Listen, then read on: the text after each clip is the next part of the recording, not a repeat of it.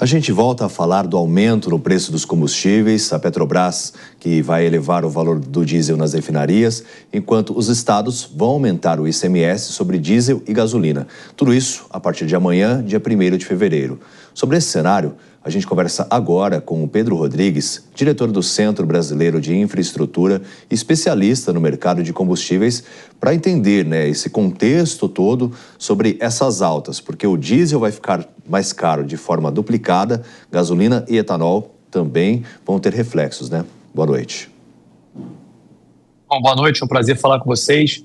Exatamente, você teve, por coincidência, o aumento do ICMS que já estava previsto e também um aumento do diesel por parte da Petrobras. E esse aumento que teve por parte da Petrobras era um aumento que, por mais que a gente já achasse que iria acontecer, o fato é que não se sabia. A política de preço da Petrobras agora, ela não segue mais os parâmetros, a paridade preço-importação, ela segue o tal abrasileiramento de preços, que não traz nenhum tipo de previsibilidade ou transparência em como a empresa ou quando a empresa vai realizar qualquer tipo de aumento ou diminuição do preço, o que, na minha opinião, isso é muito ruim para o consumidor e para a previsibilidade do consumidor em relação aos preços de combustíveis no Brasil.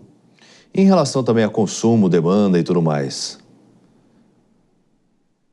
Olha, o consumo, o Brasil, o diesel, por que a Petrobras acabou aumentando o diesel, talvez não a gasolina, O Brasil ele tem um consumo de diesel muito alto, O Brasil é o 7º maior consumidor de diesel do mundo.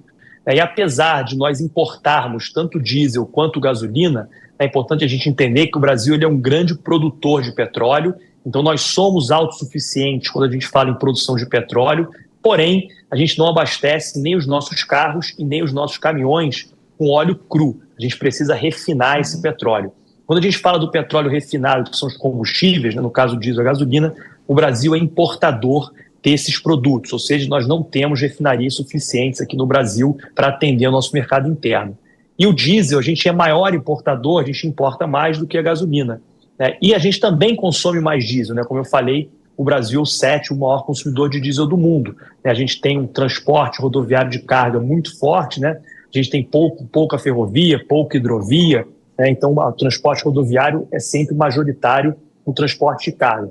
Então, daí, quando você tem uma defasagem de diesel muito alta, como estava acontecendo, corre sempre aquele risco de você ter ou desabastecimento, dado que nenhum importador privado consegue importar com a Petrobras vendendo mais barato, ou a Petrobras acaba tendo que importar e perder dinheiro.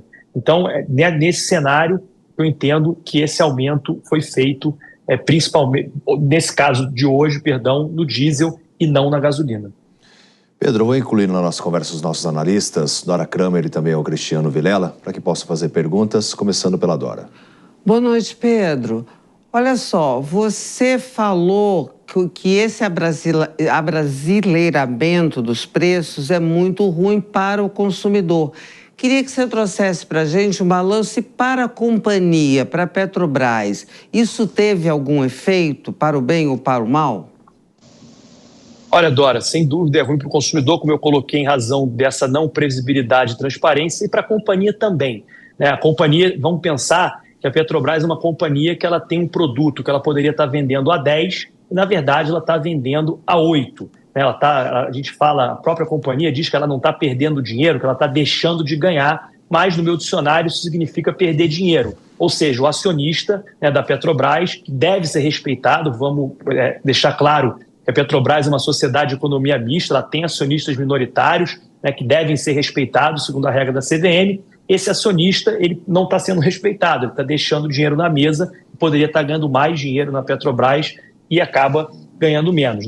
E esse cenário levado a um extremo, a gente vai e volta, esse filme e esse fantasma que já passou pela companhia lá em 2014, no qual, na época, a presidente Dilma exigiu o controle de preços. E aí foi também uma tempestade perfeita, o barril do petróleo subiu muito, o câmbio também, e a Petrobras entrou numa espiral da morte, e quanto mais gasolina e diesel vendia, mais dinheiro perdia, e chegou a ser a companhia mais endividada do planeta Terra. Então, acho que esse fantasma, quando a gente olha a defasagem há tanto tempo, vamos combinar que nenhum produto na economia brasileira fica um ano ou mais de ano sem reajustar. né, talvez só a gasolina e o diesel. E quando isso acontece, pode ter certeza que alguém está pagando a conta, e nesse caso é a companhia, a Petrobras, o seu acionista minoritário.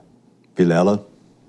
Pedro, boa noite. Pedro, fazendo uma análise técnica com as informações que o mercado dispõe com relação ao preço internacional do petróleo, dá para se fazer uma projeção se existe um viés de alta futura e, eventualmente, a visualização de que outros aumentos como esse acontecerão? Talvez o fato do presidente Donald Trump ter assumido nos Estados Unidos, se isso tem algum tipo de implicação, enfim, é possível fazer alguma análise nesse sentido? Olha, Vilela, é difícil porque a relação, né, do preço do combustível no Brasil é sempre uma relação entre o preço do barril do petróleo e o câmbio, né? Então, se o barril do petróleo sobe, a gente tem o preço mais alto do mercado internacional. Então, se a Petrobras seguisse o PPI, a gente teria um preço mais alto no Brasil. O câmbio é a mesma forma e quando desce, né, quando cai o câmbio ou cai o preço do barril, funciona na mesma lógica. Um cenário que, se a gente pensar um pouco mais para frente, né, de curto e médio prazo, é óbvio que acertar o preço do barril é quase tão impossível quanto acertar o câmbio, né? E você está me pedindo aqui uma tarefa muito difícil, que é acertar tanto o câmbio quanto o preço do barril para fazer qualquer tipo de previsão. Mas se a gente olhar o que o presidente Trump está fazendo nos Estados Unidos, que é incentivar a produção de petróleo, né, e também do ponto de vista geopolítico, é acabar com os conflitos globais, principalmente em países que são grandes produtores de petróleo, como é o caso da Rússia. Se essa estratégia for vencedora, a gente significa que a gente vai ter um barril do petróleo mais barato, né, no curto e médio prazo.